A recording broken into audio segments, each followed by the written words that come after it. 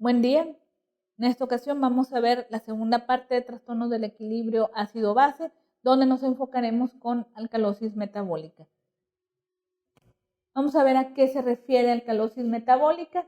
Es la situación en la que existe un aumento del bicarbonato junto con un descenso en la concentración de iones hidrógeno.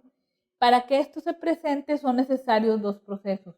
Uno, que es el generador de la alcalosis, que puede ser exógeno, gastrointestinal o renal, y un proceso que mantenga la alcalosis, que este siempre es renal, porque al momento que se intenta dar la compensación, se da un trastorno. Si yo no recupero lo que es el cloro o el potasio, esto va a hacer que se mantenga la alcalosis en forma persistente. Hasta que yo no reponga, se va a dar por los mecanismos de transporte que se dan a nivel tubular. Cuando la alcalosis metabólica es el único trastorno ácido-base existente, va a haber una elevación del bicarbonato y por cada mil equivalente que se eleve el bicarbonato va a haber una elevación de la PCO2 de 0.5 a 0.7. Se lo puse de esta forma. La mayor parte de los textos marca de 0.7 milímetros de mercurio, más sin embargo, por ejemplo, su libro El Cecil marca de 0.5. Por eso puse esa referencia para hacer la compensación, ¿verdad? Para referir la compensación en el caso de alcalosis metabólica. Y hay un descenso de la concentración de iones hidrógeno, ¿verdad? Por lo tanto, si es un proceso de alcalosis, pues voy a tener menos iones hidrógeno.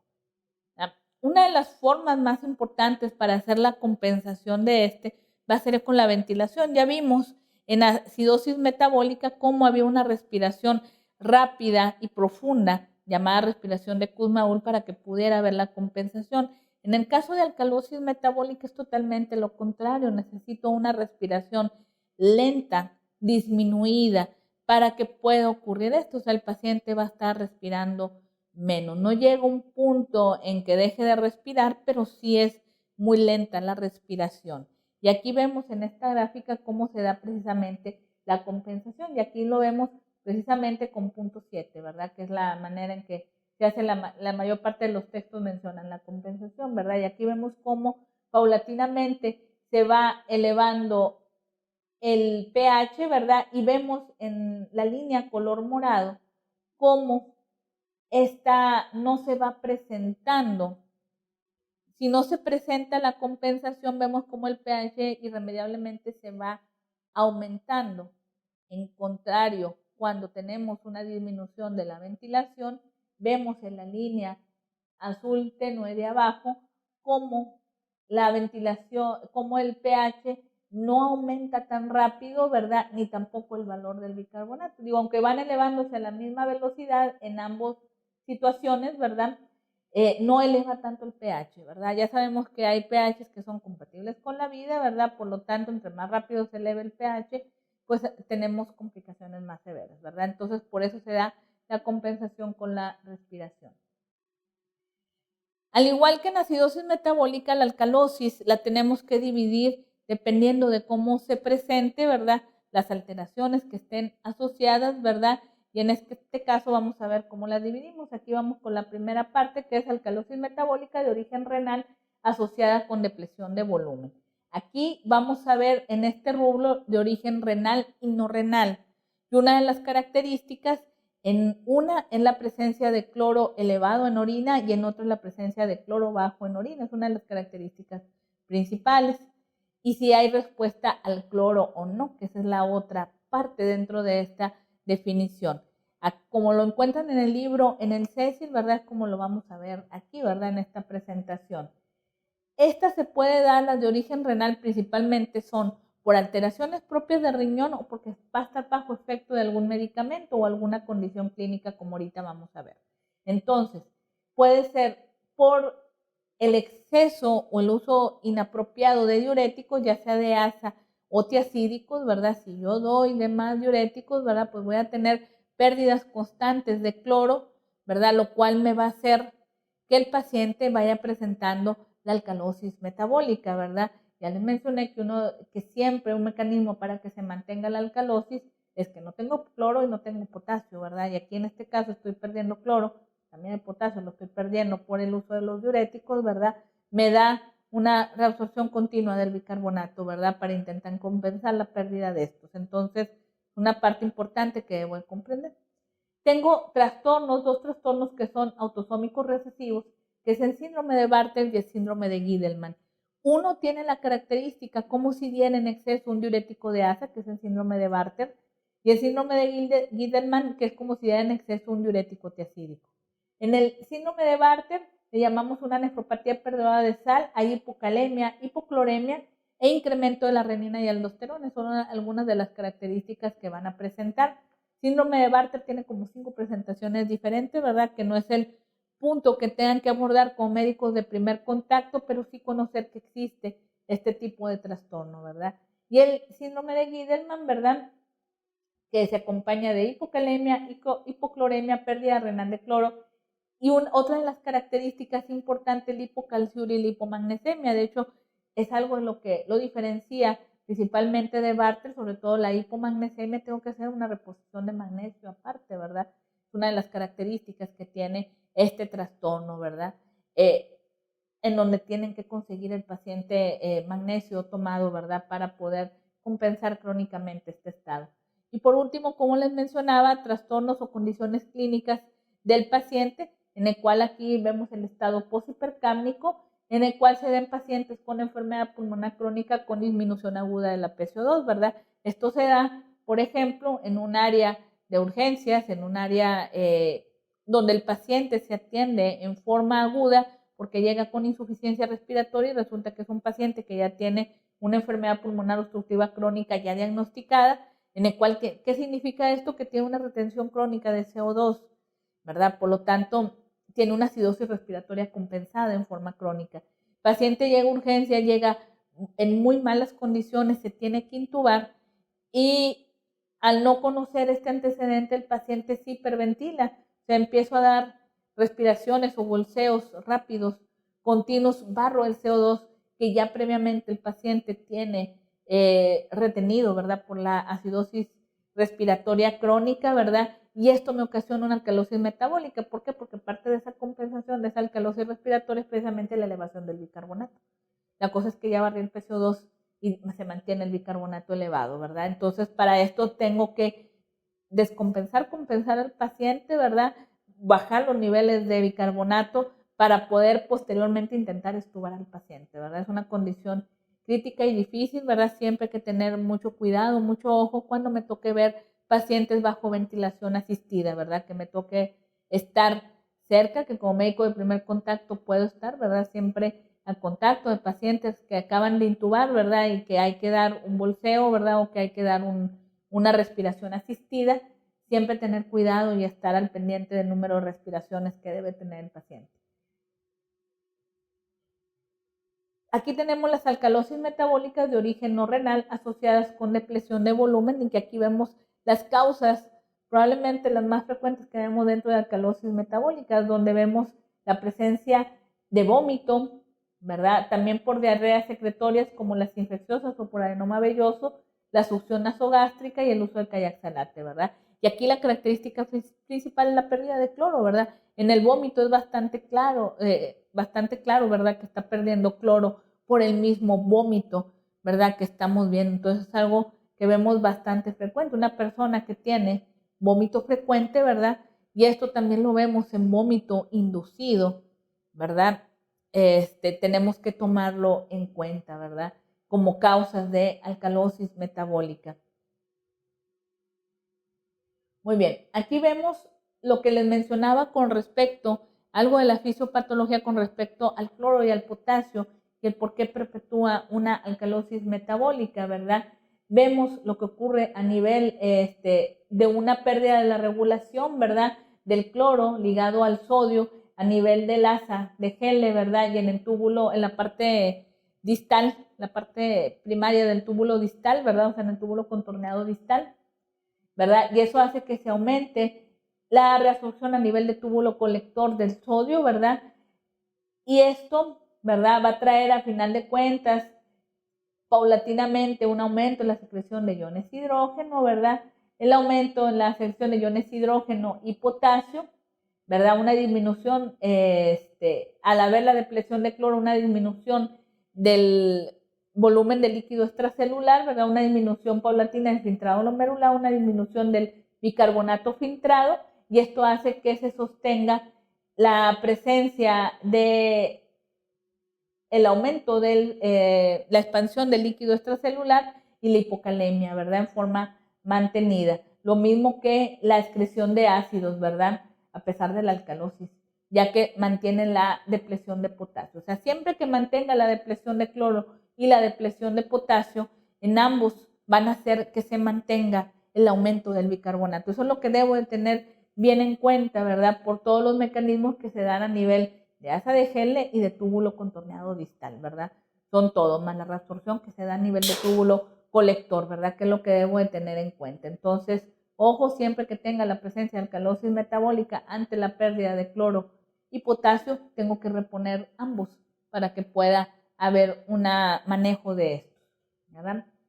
Alcalosis metabólica de origen renal con expansión de volumen e hipertensión arterial. Esto es ausencia de respuesta al cloro, ¿verdad? Puede ser por incremento de renina y aldosterona, como en estenosis de arteria renal unilateral, en tumores secretores de renina o en hipertensión maligna, y renina baja y aumento de la aldosterona en hiperaldosteronismo primario, en hiperplasia o adenoma suprarrenal.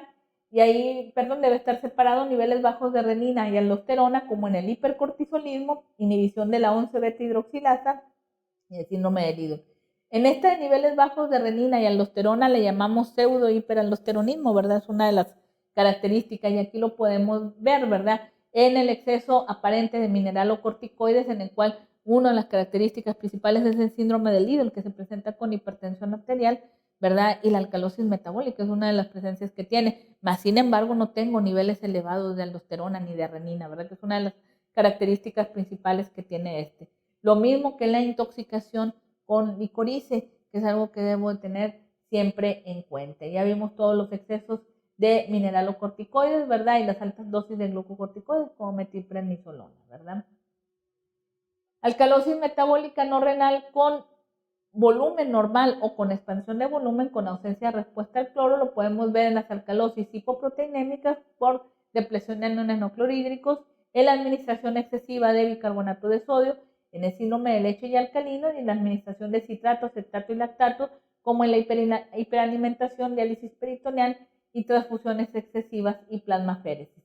Y aquí vemos, por ejemplo, las potenciales fuentes de álcalis. Síndrome de leche y alcalinos es que aparte estoy con exceso de tomar, por ejemplo, el triacetato de calcio con leche, las leches de magnesia, ¿verdad? También, por ejemplo, que son parte de lo que suele haber, ¿verdad? Que se suelen tomar en exceso. Mucho de esto tiene que ver con alteraciones o con situaciones dietéticas, ¿verdad? Muchos de los trastornos de alcalosis tienen que ver con eso y es algo que tienen que tomar en cuenta. Tomar medicamentos, ya lo mencioné al principio, lo del uso de diuréticos, que esas tienen que ver con depresión de volumen, pero de origen renal, ¿verdad? El uso de diuréticos, porque algunas pastillas tienen diuréticos, ¿verdad? Las que se utilizan para bajar de peso tienen diurético en su interior, ¿verdad? Es parte de lo que dan de tratamiento. Entonces, el interrogatorio, la historia clínica siempre va a ser fundamental. Aquí están algunos álcalis, ¿verdad? Que se suelen utilizar, ¿verdad?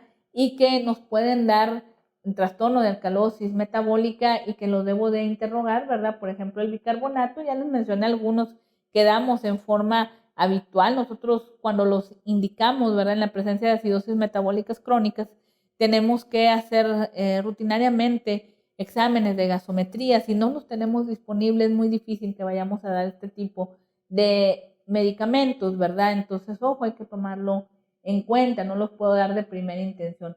Mucha gente toma el bicarbonato o la famosa agua bicarbonatada que ahora está saliendo actualmente, ¿verdad? Sin un control, sin medición de gasometría y pues ya sabemos que esto nos puede dar efectos secundarios, entonces, ojo, ¿verdad? Y la historia clínica es fundamental, como les repito.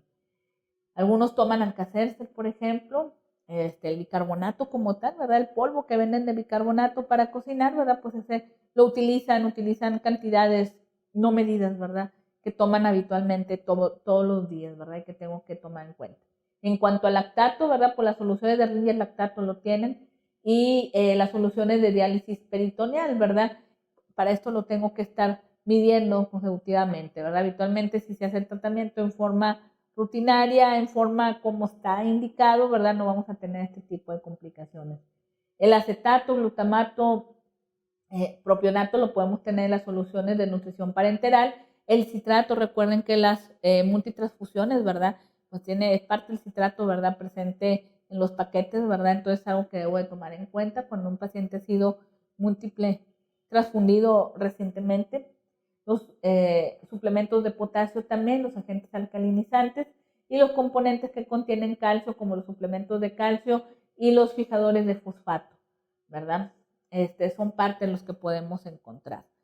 Entonces, mucha precaución, historia clínica, interrogar los medicamentos que usa rutinariamente. En cuanto al cuadro clínico, muchos son asintomáticos o van a depender de cuál es la etiología, ¿verdad? Por ejemplo, los que tienen exceso de mineralocorticoides muy probablemente tengan hipertensión, ¿verdad? Es parte de la sintomatología que va a tener, ¿verdad? Lo que pueda presentar con hipertensión como cefalea, por ejemplo.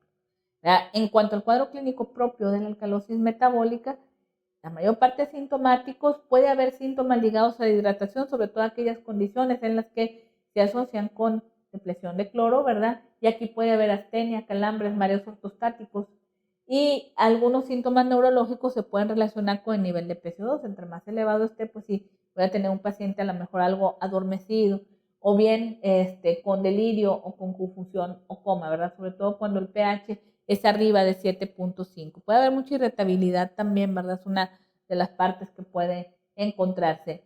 Y más raramente, y esto asociado con la presencia de hipocalemia, pues arritmias cardíacas, ¿verdad? Que también pueden estar presentes. ¿Cuál es la manera en que hago el diagnóstico? Pues lo primero es ver el bicarbonato, ¿verdad? Hacer la medición del CO2 y el bicarbonato, ¿verdad? Si el bicarbonato está por arriba de 30 milimoles por litro o miliequivalentes por litro, ¿verdad? Mido y veo cuál es el nivel de potasio, ¿verdad? De preferencia, si puedo, es primero tener gasometrías arteriales, ¿verdad? Checo si tiene alguno de los síntomas, por ejemplo, vómito, la succión nasogástrica, el uso de diuréticos tiacídicos o de ASA, ¿verdad? Veo si hay alguno de estas alteraciones, si están presentes, pues hago un manejo de estos, si no están presentes, veo cómo está la presión arterial, la presencia, cómo está el líquido extracelular, ¿verdad? Si está aumentado, si está normal, el cloro urinario. Voy viendo estos valores, si la presión está normal o baja, ¿verdad? Veo cómo está el cloro, veo si hay trastornos en el cual el cloro está depletado, como los trastornos hereditarios, ¿verdad? O una depresión simple de cloro, ¿verdad? Tengo que evaluarla, ¿verdad?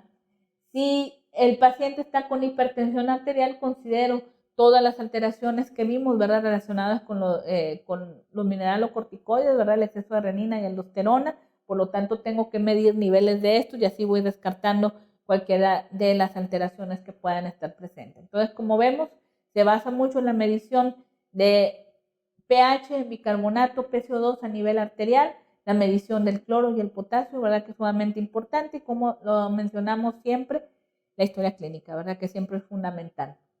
El tratamiento va a ser primero distinguir si es una condición con o sin respuesta al cloro, ¿verdad? Recordemos que aquellas con respuesta al cloro, donde el cloro sérico está muy bajo, ¿verdad? Que puede ser de origen renal o no renal, ¿verdad? Es la que podemos tener, ¿verdad? Y que van a tener una respuesta conforme el cloro vayamos quitando la depresión que está presente, más hacia una reposición del potasio. Cuando hay respuesta al cloro hay una excreción urinaria del exceso de bicarbonato y esto no es posible cuando hay un agotamiento del cloro-potasio, ya que esto provoca reabsorción neta de bicarbonato. Entonces tengo que administrar cloro en forma de cloro de potasio o en forma de cloro de sodio, ¿verdad? Entonces esto es sumamente importante. Recordar que siempre tengo que reponer ambos cloro y potasio cuando hay respuesta al cloro, porque si no voy a tener un ciclo vicioso, ¿verdad? En el cual va a estar reabsorbiendo mayor cantidad de bicarbonato. En los estados edematosos, administrar acetazolamida, ¿verdad? Que es un diurético inhibidor de anhidrasa carbónica, el cual se da dosis de 250 a 375 miligramos 1 o 2 veces por día. En los estados poshipercámnicos también puede ser de utilidad. Y cuando no hay respuesta al cloro, como lo vemos en los estados de hiperaldosteronismo, ¿verdad? Tenemos que reducir la actividad de la aldosterona y esto lo logramos con la espironolactona y con el amiloride, ¿verdad? Es parte del tratamiento de estas entidades. Y esto nada más, ya para finalizar, es un cuadro en el cual vemos un resumen tanto de los trastornos metabólicos como los respiratorios, que les ayude en forma rápida a evaluar. Siempre vale la pena que tengan un cuadro de estos, ¿verdad? Que les ayude a identificar cuando tengan una gasometría.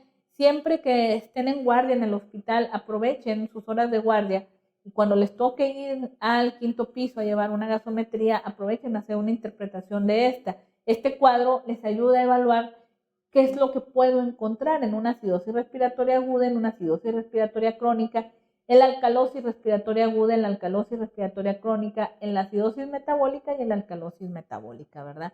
Todos los trastornos que veo, los voy viendo, me quedan dudas, le pregunto al médico que está encargado de mi guardia o nos preguntan a nosotros como maestros. Y con esto finalizamos la clase de alcalosis metabólica. Gracias.